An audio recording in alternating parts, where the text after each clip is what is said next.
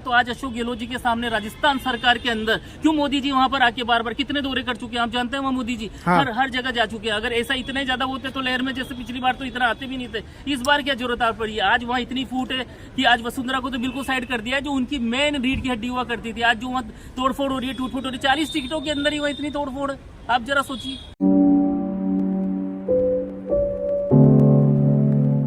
ब्राह्मण vote bank के वो पूरा फैक्टर मेरे घर में है। अच्छा। उसके तीसरी बात ये है कि मैं युवा हूँ, शिक्षित हूँ और इंजीनियरिंग किया था मैंने। 23 साल पहले भी मैंने काम किया। उसके बाद में मेरी वाइफ है, वो डॉक्टर है। हम लोग बिल्कुल लगे रहते हैं सरकार की जन कल्याणकारी योजनाओं को, और चिकित्सा शिविर हम रेगुलर लगाते रहते हैं और लोगों से हमारा सीधा संपर्क रहता है। आज ही नहीं, शुरू से ही रहता है। जब से शुरू से मैंने, और उससे सबसे बड़ी बात है कि मेरा कोई विरोध नहीं है, क्योंकि मैंने जो भी नेता आया, मैं कोई गुटबाजी में नहीं पड़ा, सबके लिए मैंने काम किया है। तो क्या लगता है कि मतलब जो आपकी सीट से और भी उम्मीदवार जो अपनी टिकट मांग रहे हैं, उनको टिकट ना देकर के कांग्रेस जो है आपको टिकट देगी, ऐसा क्या विशेषताएं हैं आप? यही सारी विशेषताएं। तो एक तो मेरे पीछे छाप है। सबसे बड़ी छाप ये है कि मैं एक कर्मठ और ईमानदार कार्यकर्ता कहलाता हूँ। प्रत्याशी जो भी होता है कर्मठ और जुझारू ही होता है, फिर आप में ऐसी क्या विशेषता है? ऐसा इसलिए क्योंकि जब मैं छोटे 18 साल की उम्र से मैं लग गया था और बीच बीच में इतने काम किए जिसकी कोई वो नहीं है। दूसरे, मैं छात्र राजनीति में भी सक्रिय रहा हूँ। छात्र राजनीति में भी मैंने, उसके बाद यूथ कांग्रेस से मैं रेगुलर सक्रिय रहा हूँ। अच्छा। उसके बाद में मैंने यहीं पर नहीं, मैं दिल्ली में 2 बार प्रभारी रहा हूँ। उसके बाद में मैंने हिमाचल पर भी जाकर काम किया है। तो पार्टी में तो ऊपर लेवल पर काम ही किया, साथ में मैं युवा हूँ। और तीसरी बात ये है कि शिक्षा में भी हमारे परिवार का पूरा अच्छा एजुकेटेड परिवार है, और हम लोग हमेशा सक्रिय रहे हैं तो लोगों की सेवा के लिए। और फिर जो मेन फैक्टर है वो तो सामाजिक फैक्टर है, जिसमें बनिया प्लस ब्राह्मण का है। तो मैं आपको बता दूं कि मेरे घर के अंदर ऐसा सिस्टम है कि मैं तो हूँ बनिया और जो मेरी वाइफ है वो ब्राह्मण है। दोनों फैक्टर मेरे लिए ही कंप्लीट होते हैं, जो सबसे ज्यादा जातिगत समीकरण। भाजपा सरकार लगातार जो है दावा ठोक रही है, भाजपा जो है लगातार दावा ठोक रही है कि राजस्थान में हम सरकार बनाएंगे। वहीं दूसरी ओर देखा जाए तो सर्वे में भी भाजपा की जो है बढ़त दिखाई दे रही है और जीत भी दिखाई दे रही है। तो ऐसे में क्या लगता है कि कांग्रेस बाजी मार पाएगी? देखिए, पहली बात तो ये कि जो आपने बताया कि सर्वे दिखा रहे हैं, तो मैंने तो 50-50% आप ये मानो कि सबसे पहली चीज तो ये कि अगर हम नेगेटिव में भी जाते हैं तो लोग टक्कर मान रहे हैं, नेगेटिव में भी अगर आप बोल रहे हो। बाकी तो हम वहाँ जीत रहे हैं, क्योंकि हमारी जो जन कल्याणकारी योजना है। आप एक बात बताओ कि सबसे बड़ी, जब एक आदमी होता है, जब उसके घर में कोई बीमार होता है और जब उसको जरूरत पड़ती है कि यार मेरा, जब उसको पता चलता है 10 लाख 15 लाख का खर्चा है, तो हमारे यहाँ पर जन कल्याणकारी योजना के अंतर्गत 25 लाख तक का इलाज मुफ्त किसी भी प्राइवेट हॉस्पिटल में है। और अगर कोई एक्सपायर भी हो जाता है तो 10 लाख रुपए तुरंत उसको दिया जाता है। ये जो चिकित्सा की सबसे बड़ी चीज है। उसके बाद शिक्षा में आप ये देख लो कि इस तरीके के इंग्लिश मीडियम स्कूल, जहाँ बच्चा, हर कोई चाहता है कि यार मेरा बच्चा इंग्लिश मीडियम में पढ़े। एक जनरल बिल्कुल नीचे इस तरह का आदमी सोचता है, लेकिन हम महात्मा गांधी के नाम से इतने सारे इंग्लिश मीडियम स्कूल खोले गए हैं इस सरकार में। किसानों को देखो आप, पशु के लिए कौन देखता है, लेकिन पशु के लिए 2-2 बार बीमा किया है सरकार ने। तो इतनी जन कल्याणकारी योजना है। सबको बिजली का देखो आप, 100 यूनिट बिजली फ्री, किसानों को 2000 यूनिट बिजली फ्री। जो आदमी का, जो ये महंगाई से आदमी त्रस्त हो रहा था, इतना मोदी सरकार ने जो इतनी महंगाई कर दी थी, आज उसमें जब ये इस तरीके की चीजें हो रही है। विधवा पेंशन देखो आप, जहाँ 500 रुपए से बढ़ाकर 1000 रुपए कर दिए, तो उसको जो ये छोटी छोटी चीजों से जो लाभ हो रहा है ना, तो जो महंगाई से जो उसे राहत मिली है, हर एक, कोई ऐसा व्यक्ति नहीं है जिसको लाभ नहीं मिला वहां पर। किसी न किसी तरीके से वो लाभान्वित है, और लाभान्वित है। तो अगर सरकार की योजनाएं वास्तव में चालू रखनी है तो सरकार आएगी। देखा जाए तो मोदी फैक्टर बहुत बड़ा फैक्टर माना जाता है। ऐसे में देखा जा रहा है कि जनता जो है लगातार मोदी के समर्थन में, जनता जो है उमड़ करके आ रही है, समर्थन में आ रही है। तो ऐसे में क्या लगता है कि आप लोग बाजी मार पाएंगे? ये तो आप लोग कह रहे हैं, मैं आपको बताऊं कि ऐसा कुछ नहीं है। अगर ऐसा होता तो आज अशोक गहलोत जी के सामने राजस्थान सरकार के अंदर क्यों मोदी जी वहां पर आके बार बार कितने दौरे कर चुके हैं, आप जानते हैं वहाँ मोदी जी हर जगह जा चुके हैं। अगर ऐसा इतने ज्यादा होते तो लहर में जैसे पिछली बार तो इतना आते भी नहीं थे, इस बार क्या जरूरत आ पड़ी है। आज वहाँ इतनी फूट है कि आज वसुंधरा को तो बिल्कुल साइड कर दिया है, जो उनकी मेन रीढ़ की हड्डी हुआ करती थी। आज जो वहाँ तोड़फोड़ हो रही है, टूटफूट हो रही है, 40 टिकटों के अंदर ही वहाँ इतनी तोड़फोड़ है, आप जरा सोचिए।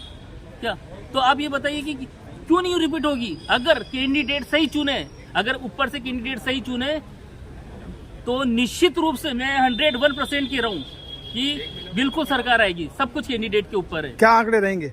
मैं आपको बताऊं कि अगर, मैं ज्यादा नहीं बता रहा, लेकिन 120 से 130 के बीच में कैंडिडेट सही चुनेंगे तो आएंगे। 70-80 उनके लिए भी छोड़ सकते हैं, 50-60 जो भी हो सकता है। बाकी मैं इतना हवा में नहीं जाऊंगा, मैं सीधे बात करूंगा कि भाई इतने तो हमारे मिनिमम आएंगे ही इस बार।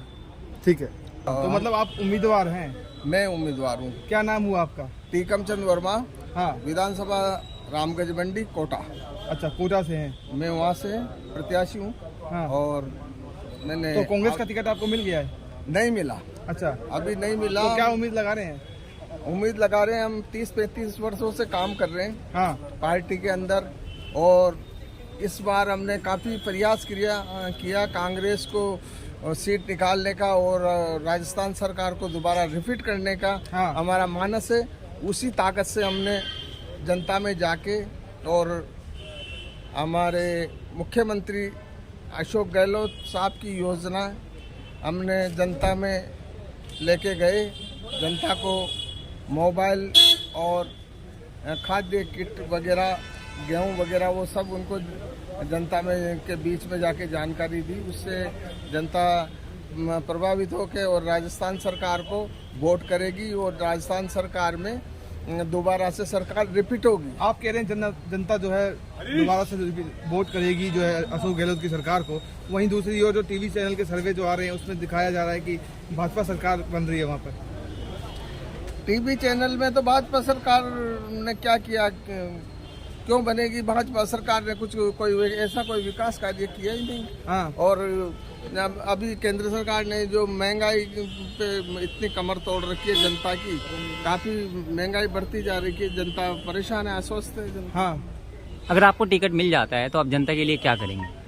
अगर मेरे को टिकट मिलेगा तो जनता के लिए मैं वहाँ पे जो जनता की गरीब जनता है जो माइंस वगैरह में काम करते हैं, उनके लिए मैं कहीं रोजगार खोलने का प्रयास करूंगा। हाँ। रोड वगैरह, एक्सीडेंट वगैरह रोज होते रहते हैं, आए दिन गरीब मरते रहते हैं, उनके लिए रोड वगैरह अच्छे बनवाऊंगा, डिवाइडर बनवाऊंगा। हाँ। और जो वहाँ के जो कम पढ़े लिखे लोग हैं उनके लिए कॉलेज वगैरह इस तरह की वगैरह व्यवस्था बिठाएंगे, जिससे क्या है कि कांग्रेस सरकार के राज में जनता सक्षम होकर और प्रोग्रेस करे। आपके समर्थक कितने हैं आपके रीजनल गांव में? आपका जनाधार क्या है? मैं विधानसभा अध्यक्ष हूँ राष्ट्रीय। मानता हूँ आज लगभग 25 सालों से उस विधानसभा में सक्रिय रूप से मैं काम कर रहा हूँ। तो पार्टी में जो पहचान है कार्यकर्ता के रूप में और लोगों के बीच में हमेशा एक आम आदमी की लाठी के रूप में हम लोगों ने काम करने का प्रयास किया है। जहाँ भी जो भी आवश्यकताएं महसूस होती है, जहाँ लोगों की समस्याएं होती है, उसको हम उठाते हैं लगातार। तो एक पार्टी के एक सक्रिय वर्कर के रूप में एक पहचान बनाई है। तो मैं हमेशा बात करता हूँ कि जो मेरी मेरिट्स है उस मेरिट्स के आधार पर हम टिकट मांग रहे हैं। हाँ। और पार्टी को भी इसी बात को ध्यान में रखना चाहिए। तो कई लोग आज हालात ये हैं कि कोई व्यापारी है, कोई नौकरीशुदा व्यक्ति है, वो चुनाव आता है और टिकट मांगने आ जाता है। हाँ। या हम लोग उस इलाके के सक्रिय आदमी को इग्नोर करके और बाहर के लोगों को टिकट देता है। हाँ। तो हम लोग अनुरोध यही करते हैं हमारे शीर्ष नेताओं से कि जो वहाँ स्थानीय स्तर पर जो एक्टिव है, सक्रिय है पार्टी का वर्कर, उसको टिकट दिया जाए। और मैं उसी रूप में अपनी टिकट की अपेक्षा रखता हूँ कि मुझे टिकट मिलेगी। एक और सवाल है सर, 2024 को लेकर के जिस तरीके से मोदी लहर चल रही है, वहीं देखा जा रहा है, लोग कह रहे हैं कि 2023 में भी जो है भाजपा का जो है पलड़ा भारी दिखाई दे रहा है। राजस्थान में कांग्रेस की पिछले 5 साल का जो कार्यकाल रहा है बहुत अच्छा रहा है। हाँ।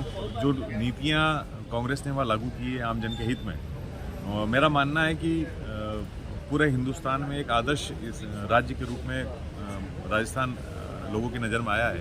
चाहे चिरंजीवी योजना हो, चाहे OPS का मामला हो, लगातार जो महात्मा गांधी स्कूल शायद किसी और राज्य में नहीं होंगे कि ग्रामीण स्तर के बच्चों को भी, गरीब परिवार के बच्चों को भी एक अच्छी शिक्षा मिले, क्योंकि अंग्रेजी का हम लोग मानते हैं कि आज की अनिवार्यता हो गई है। हिंदी हमारा देश है, हिंदी हमारी भाषा है। हाँ। लेकिन बच्चों में सर्वांगीण विकास के लिए अंग्रेजी की अपनी एक भूमिका है। तो राजस्थान में महात्मा गांधी के रूप में विद्यालयों का जो चलन किया गया है मुख्यमंत्री द्वारा, हाँ। तो निश्चित रूप से वो ऐसे प्रयास रहे हैं जिससे राजस्थान एक मॉडल प्रदेश के रूप में विकसित हुआ है। और इंफ्रास्ट्रक्चर के रूप में ले लो, कॉलेजेस के रूप में ले लो, सब में जितनी जहाँ जैसी आवश्यकता महसूस हुई लगातार उसके लिए प्रयास किया गया। और शायद मेरा मानना है कि इन 5 वर्षों में शिलान्यास भी हुए और उद्घाटन भी हुए हैं। तो ये एक बहुत बड़ा प्रयास होता है कि केवल शिलान्यास नहीं होते, यहाँ पे उद्घाटन भी हुए हैं, एडमिशन शुरू हो गए हैं विद्यालयों में। और लोगों की जो आम आदमी की जो आवश्यकता होती है सबसे ज़्यादा, वो होती है स्वास्थ्य को लेकर के। और स्वास्थ्य में 25 लाख का जो बीमा चिरंजीवी योजना जो चालू की गई है, उससे एक गरीब परिवार को इतना ज़्यादा उसको मतलब लाभ मिला है कि वो बड़ी से बड़ी बीमारी के लिए उसको सोचना नहीं पड़ता है। अस्पतालों में, प्राइवेट अस्पतालों में उसको उसका फ़ायदा मिला है। मोदी फैक्टर भी देखा जा रहा है, जिस तरीके से मोदी जी के ने काम किए हैं और देश हित में जो काम कर रहे हैं, वहीं दूसरी ओर जनता जो है लगातार मोदी मोदी हर हर मोदी घर घर मोदी की बात कर रही है। और टीवी सर्वे में भी देखा जा रहा है कि कांग्रेस लहर की जगह पर भाजपा लहर दिखाई दे रही है। अभी की आज की स्थिति में जो मान रहा हूँ, क्योंकि लगातार पिछले 9 वर्षों से भाजपा का शासन है केंद्र में, और बेरोजगारी जिस मुकाम पे आज की स्थिति में है, महंगाई जिस मुकाम पर आज की स्थिति में है, ये आज से पहले कभी नहीं हुआ। डॉलर की कीमत को हमेशा प्रधानमंत्री ने अपने भाषणों में इस्तेमाल किया है, और आज की स्थिति में डॉलर जिस स्तर पर है, भारतीय रुपए में और डॉलर में जितना फ़र्क आया है, तो मेरे हिसाब से आज के भारत के वर्तमान माहौल में हमारी आवश्यकता है हम एक शांतिप्रिय देश में रहें, लोगों के बीच में कैसे हम अच्छा माहौल पैदा कर सकें। ये सब जो विसंगतियां हमको दिख रही है वर्तमान कार्यकाल में केंद्र के, तो मेरा मानना है कि मोदी का जो परिदृश्य पहले था आज उतना नहीं है। तो क्या परिणाम रहेगा, आखिरी में यही सवाल है। कांग्रेस अभी आपने पता है हिमाचल और कर्नाटक में कांग्रेस ने एक अच्छा प्रदर्शन किया और हमारी सरकार बनी।